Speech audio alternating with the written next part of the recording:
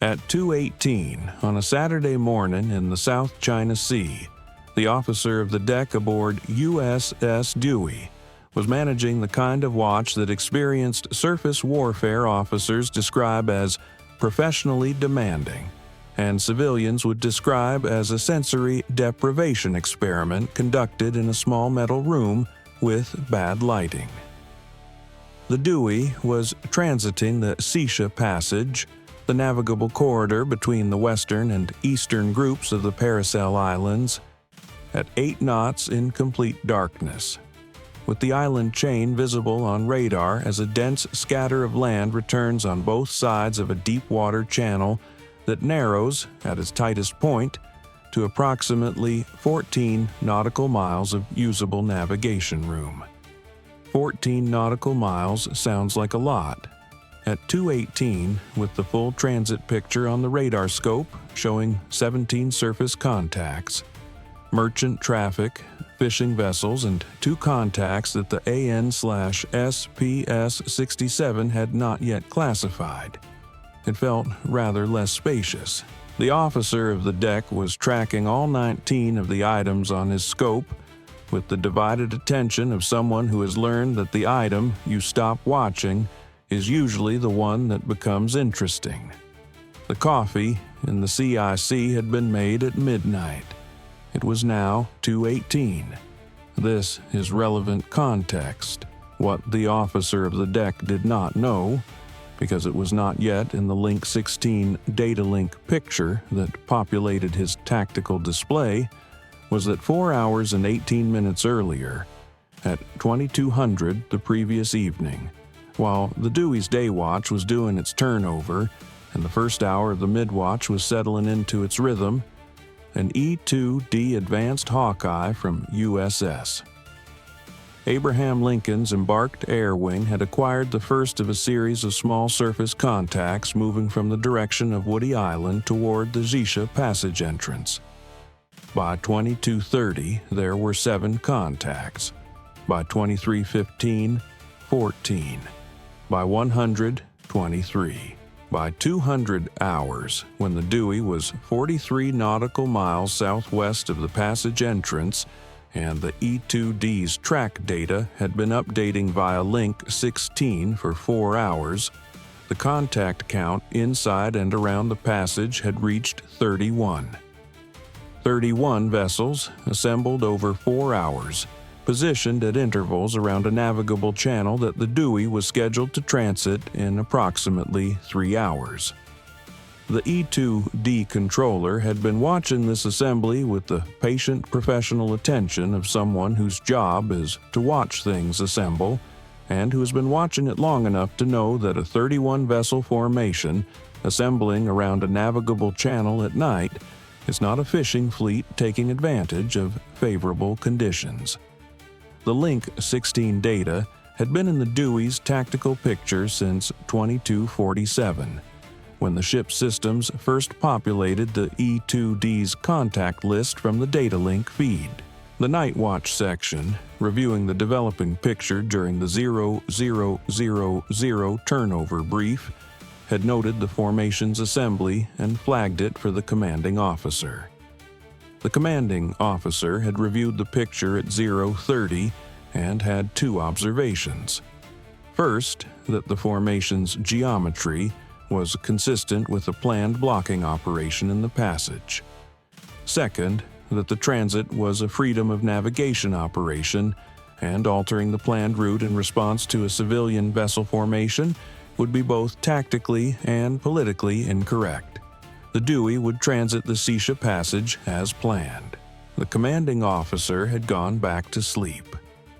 This fact is included here because it accurately reflects the level of operational concern the formation represented to the senior officer responsible for the ship.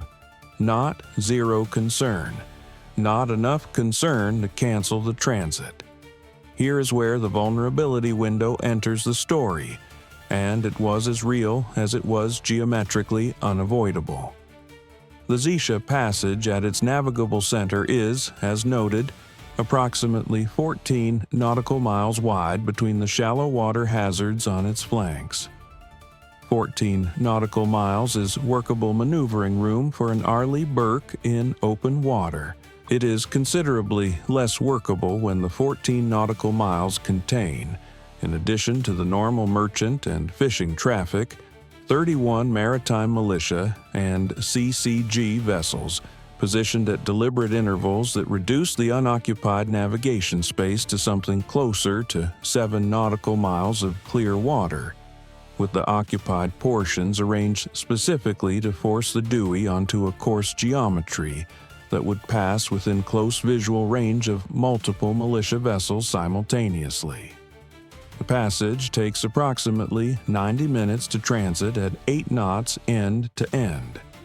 The narrowest portion, the 11 nautical mile section where the flanking island groups are closest, takes roughly 45 minutes. During those 45 minutes, the Dewey would have the island radar clutter on both sides, degrading her surface search picture at the margins, the militia formation around her limiting her course adjustment options, and the specific navigational constraints of a channel passage, restricting the speed increases and aggressive maneuvering that had resolved the Peralta's blocking formation problem in the Spratlys the previous month. The commanding officer, returning to the bridge at 4:47 as the ship approached the passage entrance, reviewed the tactical picture one more time. The formation was still there. If anything, it had become more organized since 2 o'clock. Several vessels had repositioned to tighten the spacing in the narrower section, a repositioning that the E-2D had tracked and that the Link 16 picture showed with precise clarity. Someone had been managing the formation's geometry actively, adjusting vessel positions through the night in response to the Dewey's approach timing. This is not a trivial operational observation. Actively managing a 31-vessel formation at night in the navigational environment of the Paracel Islands to maintain specific geometric positioning relative to a transiting warship requires coordination capability, communications discipline, and real-time situational awareness. Whoever was running this formation was running it well. The commanding officer noted this in his personal log. He then noted that the transit was proceeding on schedule. He asked for coffee. It arrived quickly, which was the best thing that had happened in the past hour. At 5:09, the Dewey entered the Xisha passage. The tactical picture at passage entry was 33 surface contacts in the immediate area. The original 31 plus 2 additional militia vessels that had positioned themselves at the northern exit of the passage, apparently as a documentation element whose function was to record the Dewey's emergence from the northern end of the transit. The E-2D was tracking all 33 plus the normal merchant and fishing traffic. The Dewey's CIC was tracking all 33, plus the navigational hazards, plus the merchant traffic. The tactical action officer had allocated his watchstanders to 2 simultaneous tasks: maintaining the safe passage navigation picture and maintaining the militia formation tactical picture.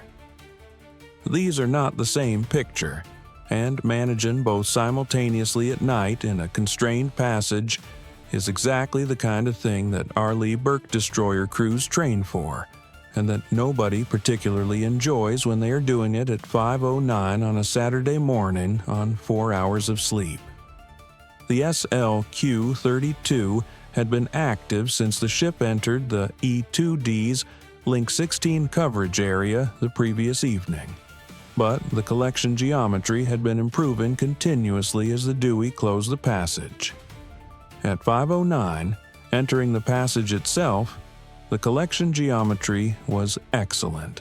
33 militia vessels emitting navigation radar, communications, and, in the case of the command coordination vessel, which the SLQ-32 had identified at 4:23 from its distinctive command system emission profile, a suite of tactical communications that were operating on frequencies the SLQ-32 had been characterizing since the command vessel first came within collection range at 418.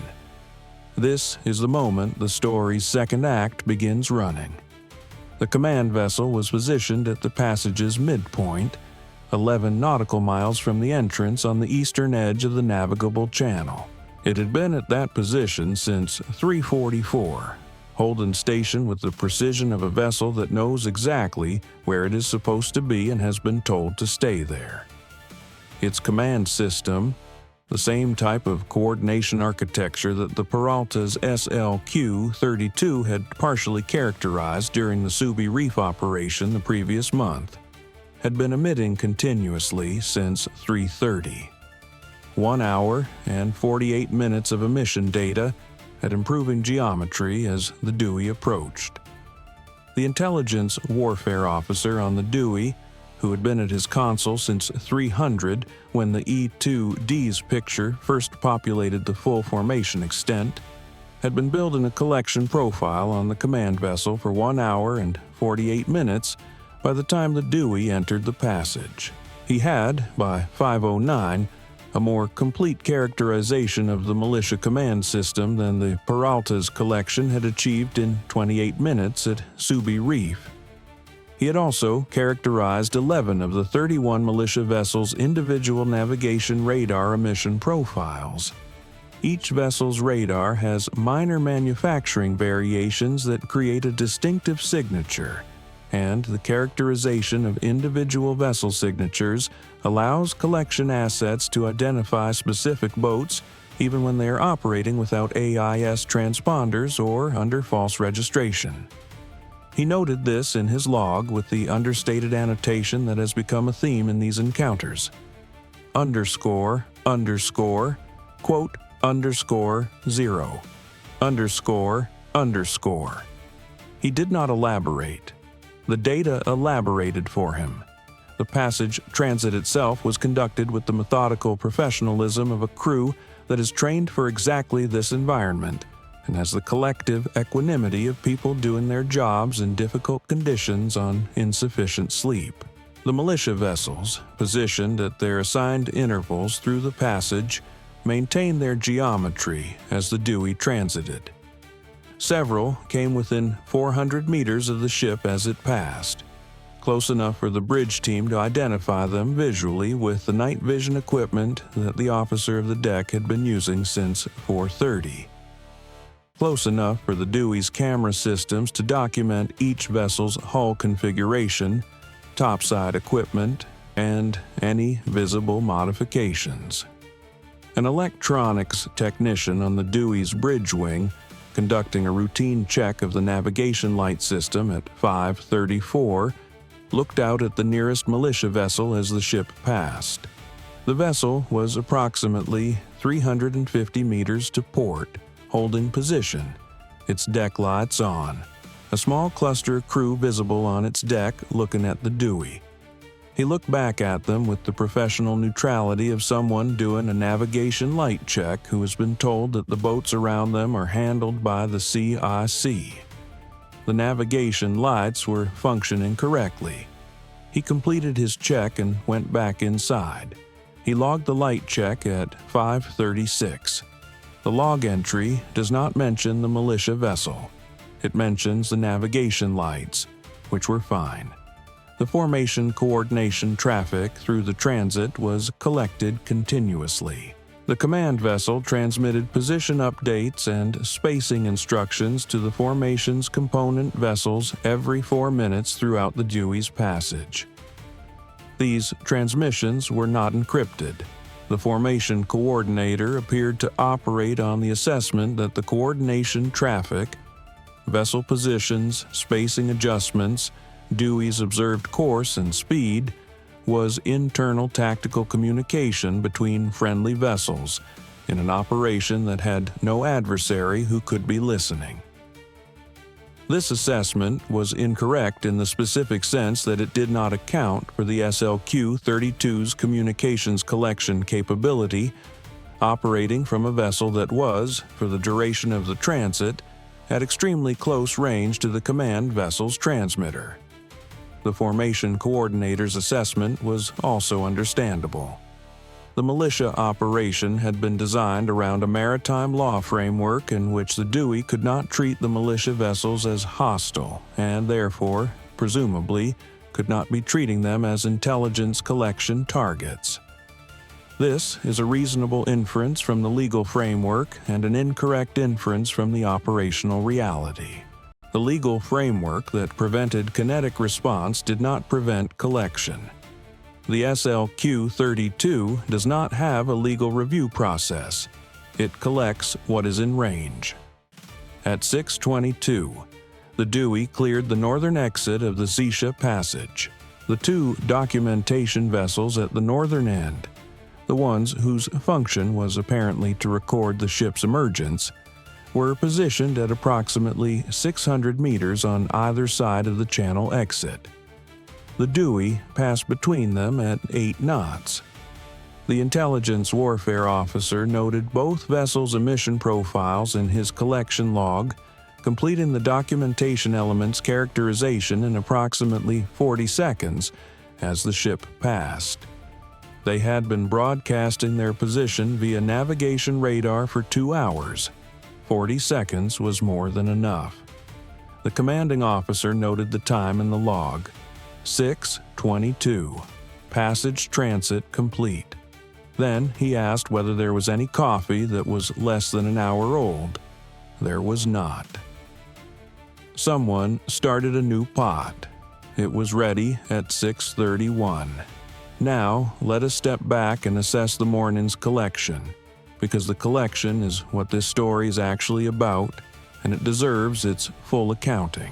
The E-2D had been tracking the formation's assembly since 2200 the previous evening, 8 hours and 22 minutes before the passage transit was complete. The entire assembly process recorded in the Link 16 track data, which vessels arrived first, which arrived last. The repositioning that occurred at 1:30 when 3 vessels adjusted their spacing in the narrow section. The command vessel's arrival at its midpoint position at 3:44. The E-2D's track record was a time-stamped account of how China's maritime militia assembles and positions a blocking formation for a nighttime passage denial operation. That operational doctrine, the sequencing, the timing, the geometry, had not previously been recorded in this level of completeness for a nighttime operation in the Paracel Islands. The SLQ-32 had collected. The command system characterization, complete, including the specific frequency and protocol variants that differed from what the Peralta had collected at Subi Reef, and that suggested either a regional variation in the militia's command architecture or an equipment update cycle that had not been previously tracked. 11 individual vessel radar profiles, creating the start of a vessel-specific identification database for the Paracel Islands militia fleet. 91 minutes of formation coordination traffic during the transit approach and transit itself, providing a nearly complete picture of the militia's real-time coordination procedures during an active operation. The shore coordination facility that the command vessel had been in contact with throughout the night, the same type of facility that had appeared in the Peralta's collection and whose frequency profile was now part of the Pacific Fleet database, had transmitted 16 times during the collection window. All 16 transmissions were recorded. The facility's traffic included an initial activation acknowledgement, 4 formation status updates received from the command vessel, 6 position queries with responses, and what the intelligence warfare officer assessed as a post-transit evaluation exchange at 6:45, conducted after the Dewey had cleared the passage, in which the shore facility and the command vessel apparently reviewed what had occurred. The post-transit evaluation exchange was particularly useful. It ran for 11 minutes and covered, in the formation coordinator's own words, the Dewey's observed course and speed throughout the transit, the effectiveness of the passage geometry in restricting the ship's maneuvering options, and an assessment of whether the formation's positioning had achieved the intended political signal and objective. The shore facility's response included questions about specific aspects of the Dewey's behavior during the transit, and a request for the command vessel's assessment of the formation's readiness for future operations. The intelligence warfare officer listened to the exchange as it was being collected, following along with the translation capability built into the Dewey's collection architecture. He made a note in his log at the end of the exchange. The note read, Quote 1.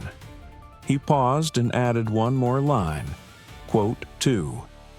The Quote 3 referred to the Subi Reef encounter's similar post-operation analysis. The intelligence warfare officer had not been on the Peralta. He had read the report. The pattern was becoming familiar.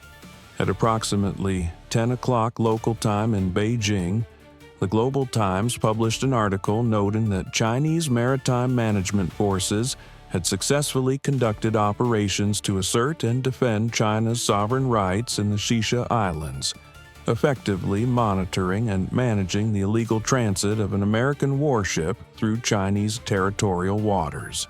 The article described the formation as demonstrating China's comprehensive management capability in the relevant waters, and noted that Beijing's determination to defend its maritime sovereignty was consistent and unwavering. The article did not mention the E-2D that had been tracking the formation's assembly for 8 hours and 22 minutes before the transit. It did not mention the command system characterization, the 11-vessel profile database entries, the 91 minutes of coordination traffic, or the 11-minute post-transit evaluation exchange that was, at the time of publication, being transcribed and translated by the relevant processing authority. It did not mention the Shore Coordination Facility, whose 16 transmissions had updated its entry in the Pacific Fleet Collection database. It did not mention the coffee either, but the coffee had been resolved by 6:31, and by 10 o'clock it had been replaced twice, and the watch had rotated, and the Dewey was well north of the Paracel Islands on her next assigned operating area. The Saturday morning was clear, the sea was slight, and the intelligence annex, which ran to 31 pages and would take 4 days to fully process, was on its way to the relevant authorities. 31 pages, 31 vessels. The symmetry was unplanned. The cost accounting of this operation produces a number that the Maritime Militia's planning staff did not put in their operational estimate.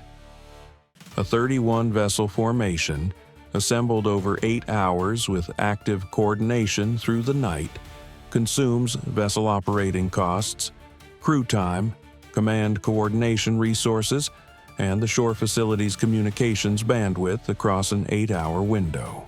The best available estimate of Chinese maritime militia operating costs for a formation of this size and duration is somewhere between $400,000 and $900,000 for the full operation.